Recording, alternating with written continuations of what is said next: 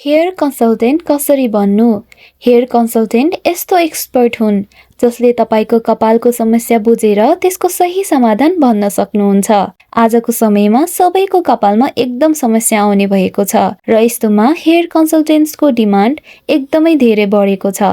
यदि तपाई पनि एउटा हेयर कन्सल्टेन्ट बन्न चाहनुहुन्छ भने master in hair dressing course गर्न सक्नुहुन्छ। यो कोर्स 5 देखि 6 महिनाको हुन्छ।